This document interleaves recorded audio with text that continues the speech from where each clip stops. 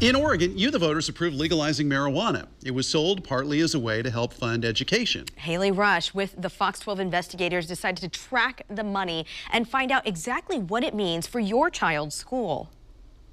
This started as a story to find out how marijuana tax money is spent, specifically the amount devoted to schools. Like, does it pay for your child's books, lunch, or to upgrade a building?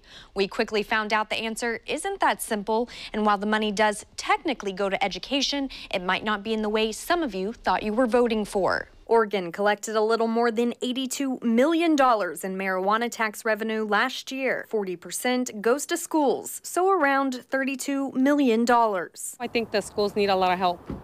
That's what I want to say. The schools definitely need a lot of help. More money. But where does that $32 million actually end up? This is where things get a bit complicated. We sat down with Ken Rocco, the state's legislative fiscal officer. He says the marijuana tax money goes into the state school fund, which technically does help fund school districts. But he says that $32 million isn't on top of what the state already budgeted.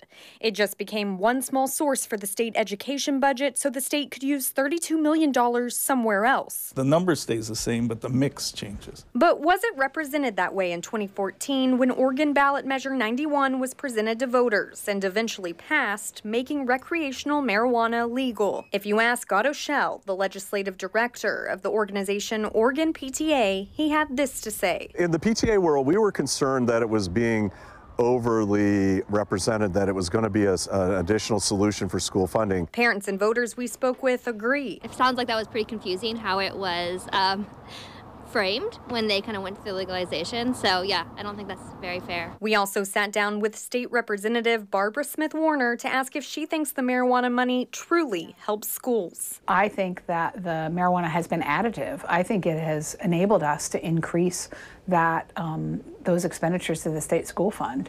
And so I think of it that way. Could you make an argument that, oh, well, because of that, that's money you're freeing up somewhere else? Sure, but that's the thing about budgeting is because it is such a big pot of money that gets divided in so many different ways, it's really hard to say which is which. When asked if the marijuana money is actually helping education in the way it was initially pitched to Oregon voters, Well, I think the hardest thing for people to wrap their heads around is how much money we spend on education. And that number is more than $8 billion with a B. In the last budget cycle and the marijuana money, $80 million doesn't sound like quite so much once you compare it to $8.2 billion. And that being said, it is a meaningful, significant amount of revenue. Schell also agrees marijuana money never meant to be the fix to funding education. So when we say, is lottery or marijuana taxes paying for schools? Not really. I'm told the marijuana tax revenue is only supposed to grow. Next year, the state is projecting around $100 million, so that would be close to $40 million towards the state school fund.